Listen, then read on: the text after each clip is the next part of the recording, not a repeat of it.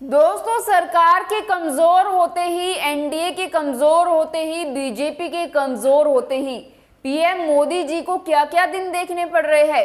कभी काफिले पर चप्पल पड़ना, वतन वापसी बदलना। मोदी जी जब वतन लौटते थे तो स्वागत होता था, पर अब सब बदल गया है और अब फिर से मोदी जी को केजरीवाल की गर्जना का सामना करना पड़ेगा।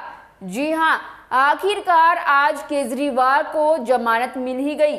ईडी की सारी दलीलें धरी की धरी रह गई।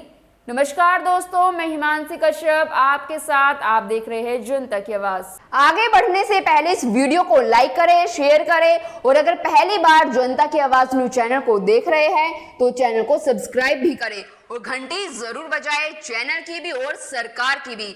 आज की नेशनल मीडिया के मुकाबले में जनता का साथ दीजिए और उसकी ताकत बनिए, जनता की आवाज बनिए और हो सके तो इसके लिए चैनल को ज्वाइन भी करें। देश की सर्वोच्च अदालत ने अरविंद केजरीवाल को बड़ी राहत दी है। आप संयोजक अरविंद केजरीवाल को दिल्ली की कथित शराब घोटाले से जुड़े ईडी वाले केस में कोर्ट ने अंतरिम जमानत दी। इसके साथ ही सुप्रीम कोर्ट ने मामले को बड़ी बेंच के पास रेफर कर दिया है। ऐसे में अब इस केस की सुनवाई सुप्रीम कोर्ट की 3 जजों वाली बेंच करेगी। कोर्ट ने केजरीवाल को सुनवाई पूरी होने तक अंतरिम जमानत दी है। बता दें कि अरविंद केजरीवाल ने ईडी द्वारा गिरफ्तारी को सुप्रीम कोर्ट में याचिका के जरिए चुनौती दी थी और आज इस याचिका पर सुनवाई के लिए बैठी जस्टिस संजीव खन्ना और जस्टिस दीपांकर दत्ता की बेंच मामले को बड़ी बेंच के पास भेजने का आदेश देते हुए सुनवाई तक केजरीवाल को अंतरिम जमानत दी है। ऐसे में अब अरविंद केजरीवाल की सुनवाई के लिए chief justice of India DY Chandrachud 3 जजों की बेंच नियुक्त करेंगे। बड़ी बेंच में सुनवाई पूरी होने तक केजरीवाल को इस केस में कोर्ट ने अंतरिम जमानत दी। केजरीवाल को भले ही ईडी केस में जमानत मिल गई है, लेकिन वे सीबीआई के केस में भी हिरासत में हैं। इसके चलते वे सुप्रीम कोर्ट द्वारा एक केस में जमानत मिलने के बावजूद सीबीआई वाले केस के चलते जेल से फिलहाल बाहर नहीं आ सकेंगे। दिल्ली के सीएम अरविंद केजरीवाल के वकील विवेक जैन ने बताया कि सीबीआई के इस मामले में 18 जुलाई को दिल्ली हाई कोर्ट में सुनवाई है। इस मामले में फैसला आने के बाद ही यह पता चल पाएगा कि केजरीवाल कब जेल से बाहर आ पाएंगे। हालांकि केजरीवाल के वकील का कहना है कि उनके बाहर आने की संभावनाएं काफी ज्यादा है। जहां तक इन्होंने कहा कि सिर्फ इंटरोगेशन के लिए अरेस्ट नहीं हो सकती, वो सेक्शन 19 के प्रिंसिपल को उन्होंने बहुत क्लियरली रिटरेट किया। बहुत ही वेलकम डिसीजन है, क्योंकि अब इंटरोगेशन के लिए एजेंसी अरेस्ट नहीं कर सकती, तो उस पर भी डिसीजन आ जाएगा तो फिर चीजें क्लियर हो जाएंगी। क्योंकि जो ईडी का एज ए एजेंसी जो यूज या मिसयूज आप जिस परस्पेक्टिव से भी देखें, वो इसलिए हुआ है कि इसमें अरेस्ट के बाद बेल मिलना मुश्किल होता है और इसीलिए अरेस्ट ही एक्ट के अंदर बहुत डिफिकल्ट है। तो उस एस्पेक्ट पे कुछ इंटरप्रिटेशन अभी लार्जर बेंच करेगी। अभी सिर्फ केस फाइल हुआ है, अभी पूरा ट्रायल चलना है और अरविंद ने बहुत क्लियरली ये कह दिया है कि जहां तक उनके पर्सपेक्टिव से मामला है, ये बिल्कुल एक कंस्ट्रक्टेड केस है, ये फैब्रिकेटेड केस है, ये पॉलिटिकली टारगेटिंग का केस है। दोस्तों, कोर्ट ने केजरीवाल को ईडी वाले केस में जमानत देते हुए कहा कि वह 90 दिनों से जेल में है और चुने हुए नेता है। वह खुद तय करेंगे कि उन्हें इस पद पर रहना है या नहीं। सुप्रीम कोर्ट ने यह भी कहा कि हमने फैसले में चुनावी फंडिंग को लेकर भी अहम सवाल खड़े किए हैं।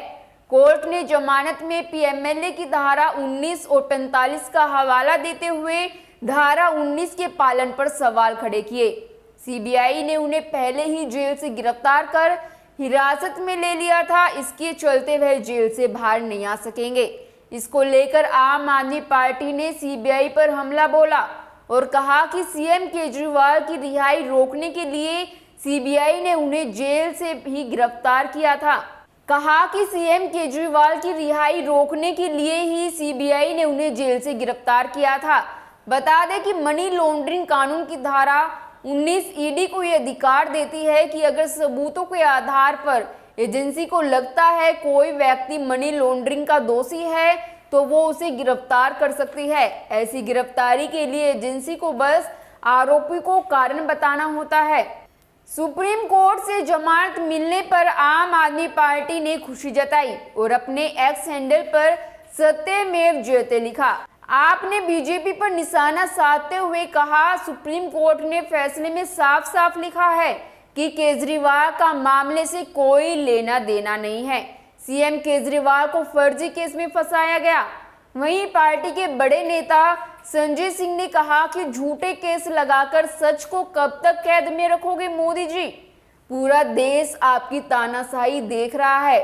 ईडी कोर्ट हो या सुप्रीम कोर्ट, सब मानते हैं कि अरविंद केजरीवाल को ईडी ने झूठा फंसाया है। सुप्रीम कोर्ट का फैसला सत्य की जीत है। तानाशाही मुर्दाबाद।